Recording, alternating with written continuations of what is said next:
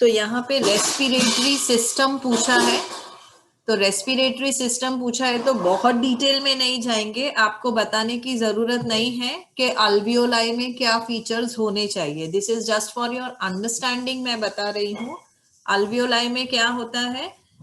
This ये लिखेंगे आप, alveoli provide the surface for exchange of gases, लेकिन ये लिखने की जरूरत नहीं है that the wall of alveoli should contain extensive network of blood vessels, then the blood brings, okay।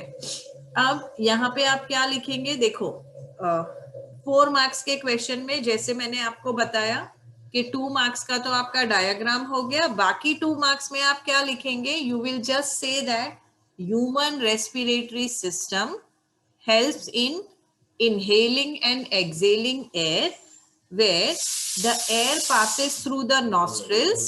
Nostrils are supplied by fine hairs and mucus so that particles, I should say dust particles and microbes can be filtered.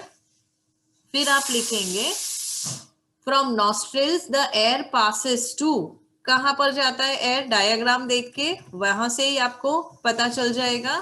So from nostrils the air passes to pharynx, from pharynx it goes to larynx and then it goes to trachea. The trachea is protected by rings of cartilage. Trachea divides into bronchi which enters lungs. Bronchi further divides into bronchioles to produce a bronchial tree, and it finally terminates into alveoli. Exchange of gases takes place in alveoli. ठीक है, इतना लिखेंगे आप, और फिर थोड़ा सा process of respiration समझा देंगे। कैसे समझाएंगे प्रोसेस ऑफ रेस्पिरेशन, ऐसे समझा देंगे that when we breathe in atmospheric air, we lift our ribs and flatten our diaphragm. ए आएगा यहाँ पे, डायाफ्राम का स्पेलिंग सही लिखना, बहुत सारे लोग गलती करते हैं डायाफ्राम के स्पेलिंग में। सो डायाफ्राम का स्पेलिंग कैसे लिखोगे, diaphragm, G is silent but it should be written. So we lift our ribs, we flatten our diaphragm. Chest cavity कैसी हो गई, larger.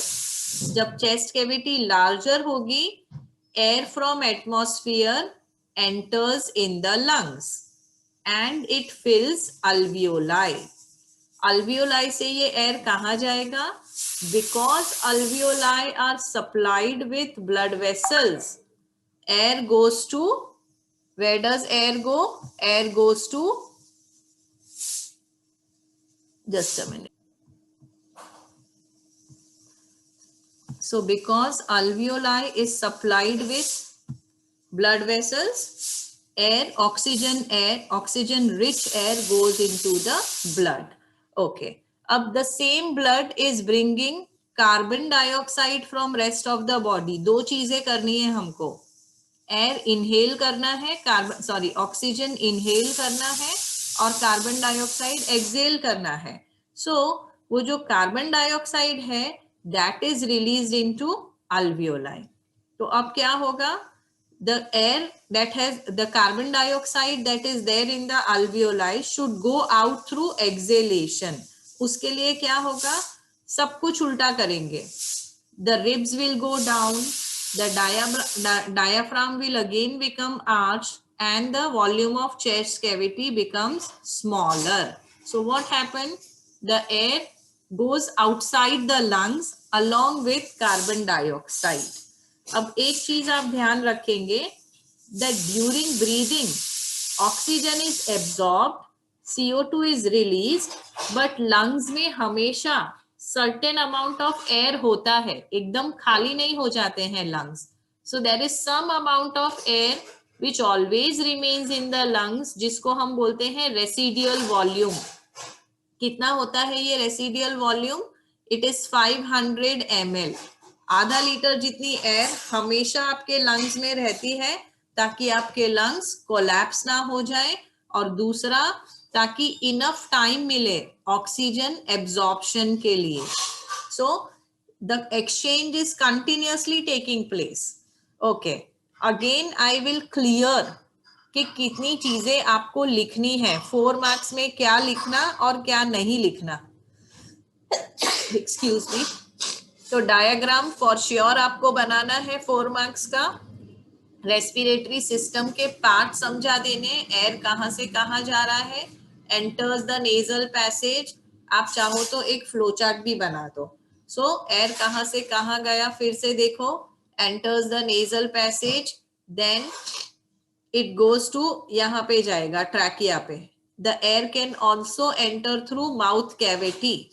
Then it goes to pharynx, larynx, trachea, bronchi, bronchioles, and finally it goes to lungs. lungs के अंदर क्या है, alveoli है जहां पे exchange of gases हो रहा है. In order for breathing to takes place, the muscles attached to ribs and diaphragm, they help to either increase or decrease the volume in the lungs. When the volume in lungs increases, we inhale. When the volume of lung decreases, we exhale. When we inhale, oxygen enters the blood. When we exhale, carbon dioxide from the blood goes out. And exchange of gases between blood and the air in lungs कहाँ पे हो रहा है, alveoli पे हो रहा है. और सिर्फ इतना और लिख देंगे कि जो nasal passage है, it has got fine hair and it has got mucus, so that the dust particles, the microbes, everything is trapped there. It does not enter trachea. Clear है बच्चों? Is it clear के क्या लिखना है और क्या लिखना है? Yes, ma'am. Okay, see that ऐसा ना हो कि आप 4 मार्क्स में इतना ज्यादा लिख दो कि दूसरे क्वेश्चंस अटेम्प्ट करने का टाइम ही ना मिले. Time management